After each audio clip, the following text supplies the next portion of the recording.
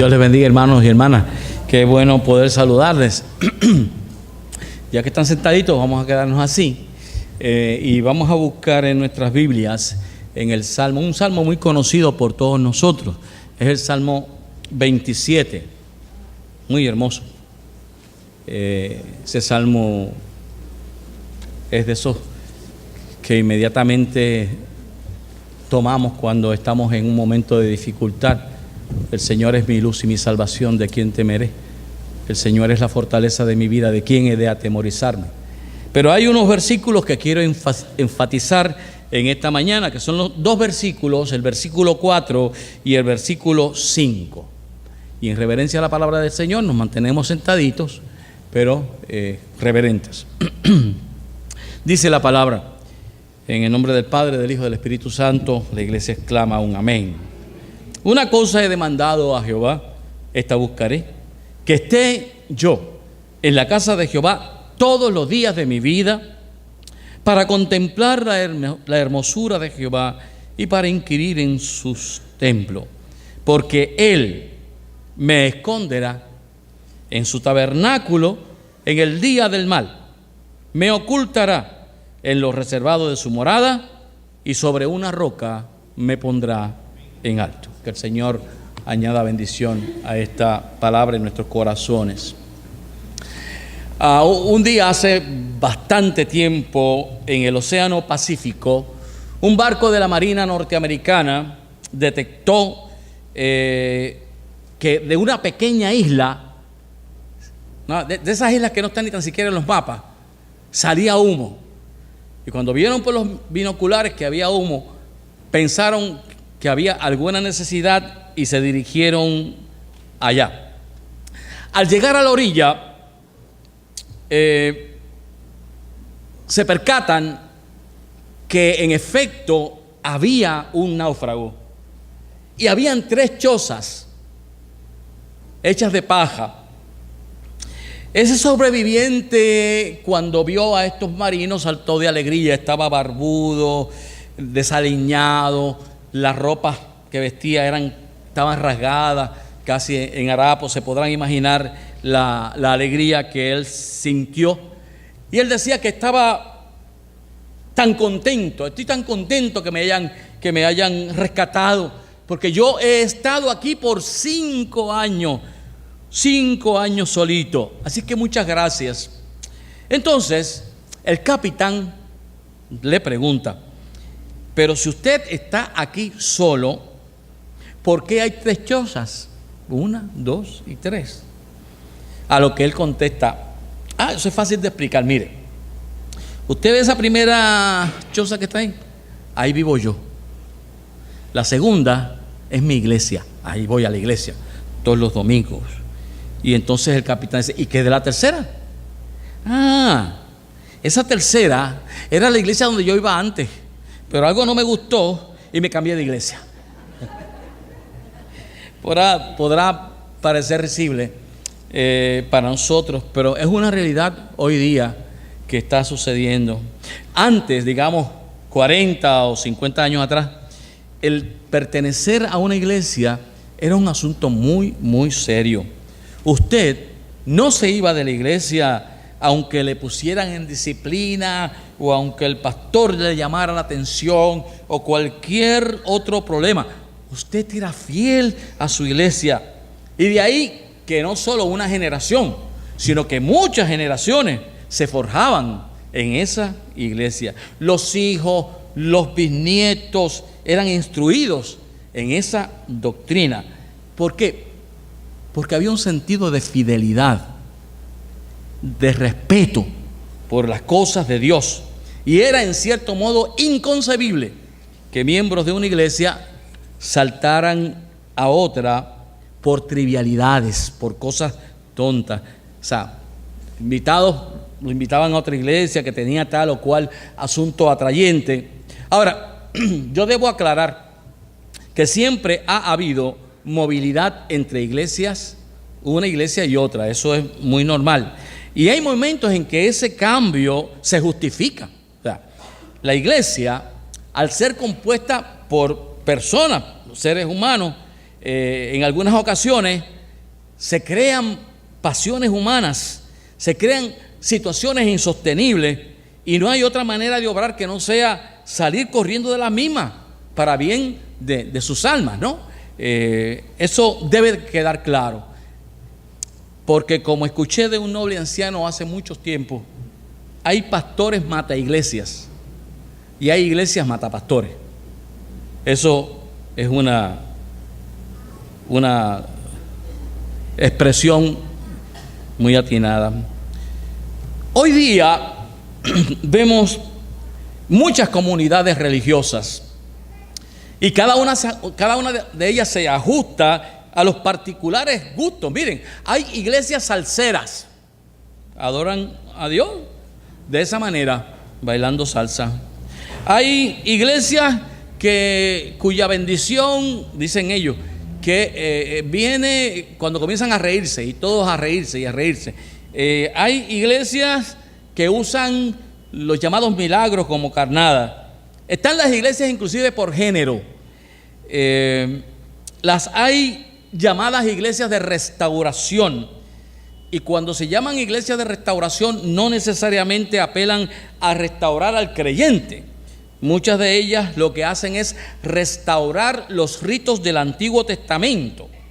Entonces son estas iglesias donde usted encuentra en la plataforma de adoración danzarinas, tocadoras del shofar, profetas y un sinnúmero más de prácticas que son judías, y al ser judías son ajenas a la fe cristiana en cierta manera.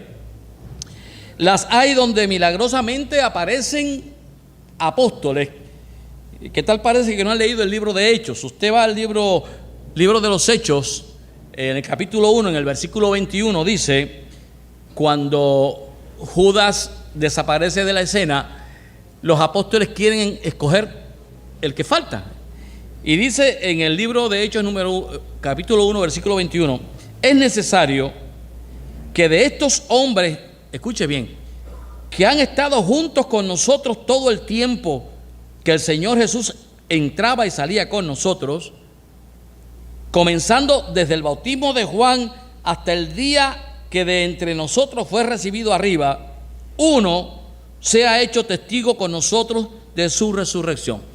De manera que el requisito para ser llamado apóstol era que estuviera en compañía del Señor desde el bautismo hasta su resurrección. Y yo me pregunto qué criterios utilizará alguna persona hoy día para tener la osadía y la arrogancia de llamarse apóstol. O sea, entonces hay que tener cuidado con estos detalles. Pero mejor aprovechemos el tiempo. Vamos al Salmo 27 de David, que nos toca en esta mañana.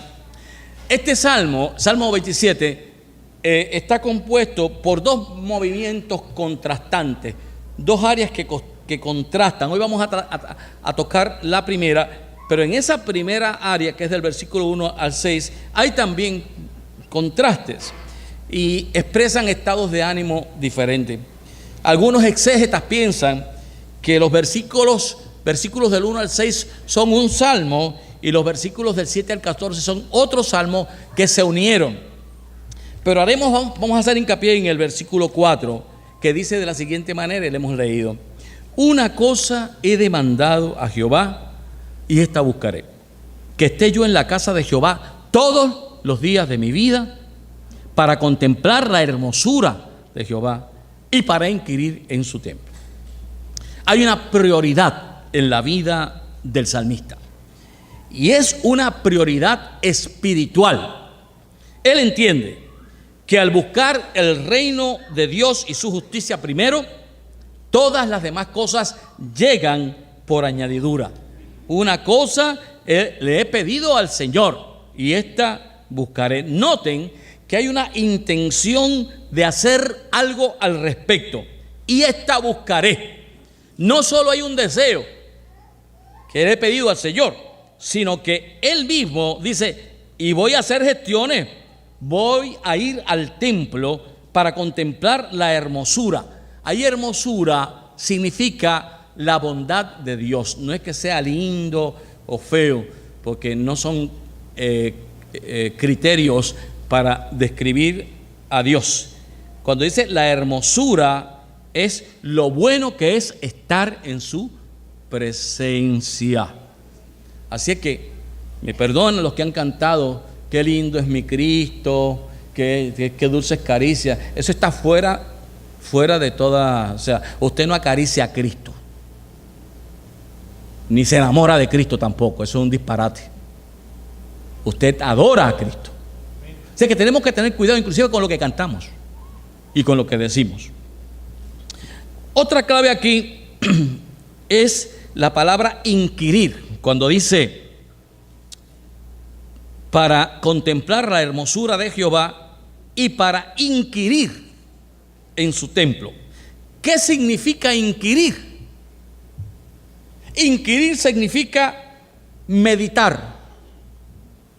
Inquirir significa ponderar, analizar, entrar en una experiencia de meditación y hacer el análisis de quién es Dios y cómo nos bendice. Pero inquirir en su santo templo no se puede dar en un ambiente de jolgorio religioso, sino en la quietud y en la concentración. ¿Se acuerdan de nuestro amado compañero en el ministerio, don Félix López, que está ante la presencia del Señor? Cuando don Félix cantaba, no había música acompañándolo por dos razones. Primero, que no había quien lo acompañara, porque no había manera. Pero cuando él cantaba, las letras de los himnos bendecían y edificaban. ¿Por qué? Porque mientras él cantaba, nadie le interrumpía, queriendo también cantar. Y estas son reglas de urbanidad cristiana que es importante que la iglesia sepa. Si hay alguien aquí como solista cantando, por favor no se ponga a cantar, porque es él el que está cantando y alabando, y usted está meditando o sea, todo el mundo debe estar en silencio y atento al mensaje del himno. Y eso pasaba cuando don Félix cantaba. O sea, no había distracción alguna, no había palmoteo, no había pandereta. Sencillamente meditábamos en el mensaje del himno y recibíamos bendición con eso, ¿verdad? Pero contemplar e inquirir son asuntos ajenos para muchas personas que llegan al templo, que vienen para recibir solamente. Confunden la espiritualidad con emocionalismo y se hace necesario que nosotros guardemos silencio para escuchar más a Dios y su palabra. Y por supuesto que hay que alabar y por supuesto que hay que adorar, pero más que con la boca, con el corazón, con reverencia. Hay que dar. O sea, no solamente recibimos de Dios, pero debe haber una respuesta de nosotros. Y esa respuesta se da en el testimonio con otros. Hay que dar ayudando, pero ayudando palpablemente. Ante cualquier necesidad, tener el privilegio como cristiano o cristiana de hacerle la vida más llevadera a esa persona que está en necesidad, a ese hermano.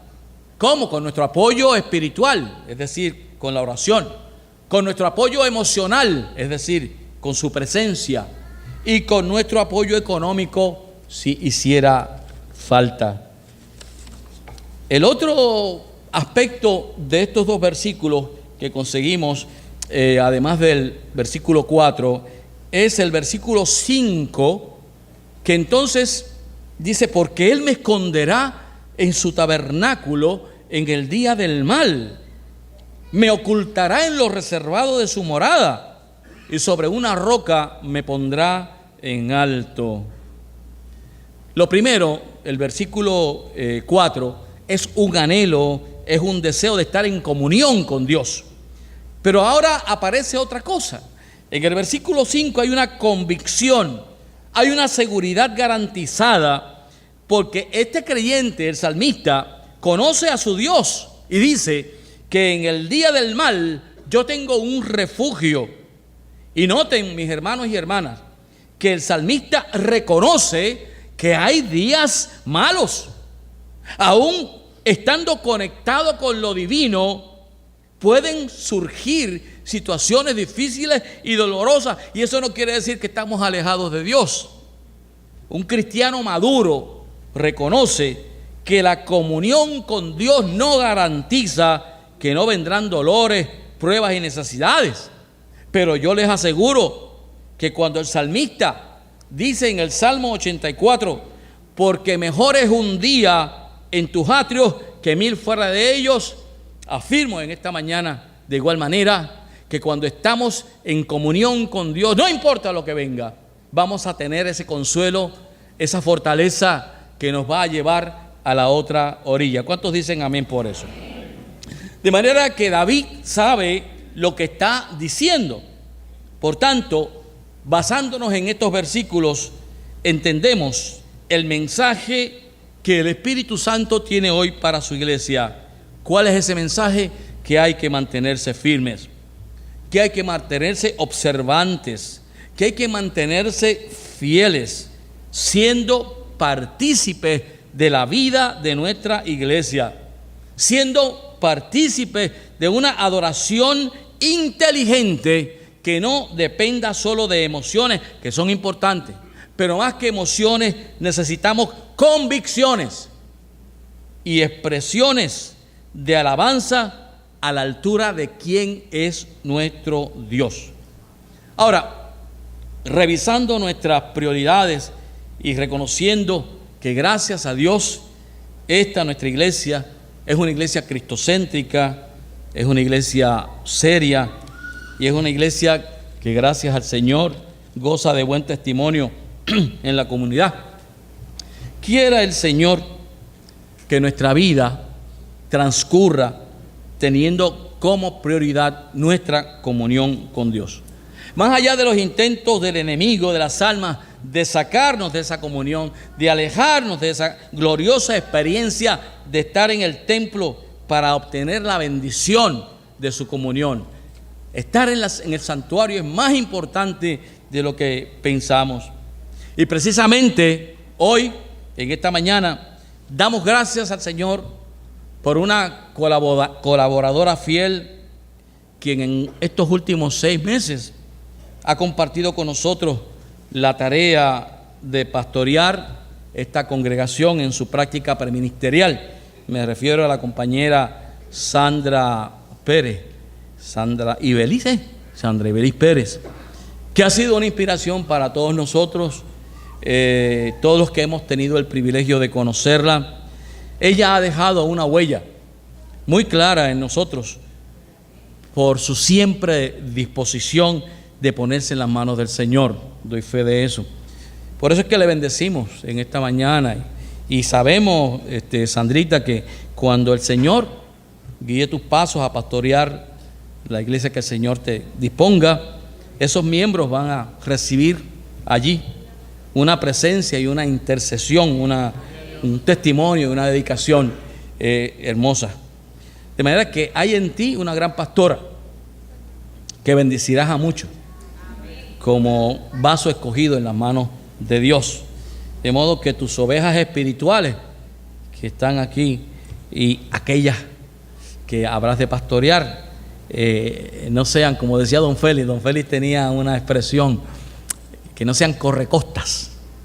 Correcostas era que en el tiempo de la caña, en los siglos pasados, los obreros iban de lugar a lugar. O sea, estaban aquí porque había zafra de caña, pero cuando se acababa ahí el corte de caña tenían que irse a otro lado. Hay veces que estaban en Carolina, hay veces que estaban por acá por Fajardo, y luego después iban a Guayama. Y entonces don Félix en aquel entonces llamaba a las personas que iban de iglesia en iglesia correcostas. Eso le trajo un poquito de problema con algunas personas que se ofendieron. Pero lo que queremos decir es que cuando el Señor te llame a pastorear, que encuentres hombres y mujeres que anhelen estar en la casa de Dios como prioridad en sus vidas, y esa es la tarea tuya estimularles e invitarles a que estén en la casa del Señor y que puedan decir como el salmista: una cosa he demandado de Dios y esta buscaré, que esté yo en su casa todos los días de mi vida para inquirir en su santo templo. En algún momento, lo hemos hecho, pero en algún momento explicaré qué es eso de estar todos los días de mi vida en su casa. Eso no quiere decir que usted va a estar los 365 días en la casa de Dios.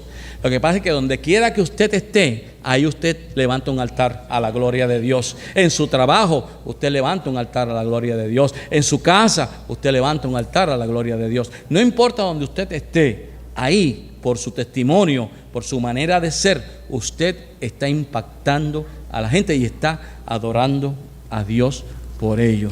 De manera que cedo en este momento, en este tiempo, un espacio para darle las gracias a nuestra hermana Sandra y que reciba en este tiempo la expresión de cariño de algunos hermanos de esta iglesia. Así que los hermanos que tengan a bien tener alguna expresión de cariño o de amor y de agradecimiento a nuestra hermana Sandra, que viene acompañada en esta mañana por una hermosa representación familiar, su madre, su hija, su yerno, sus nietos, están aquí con nosotros.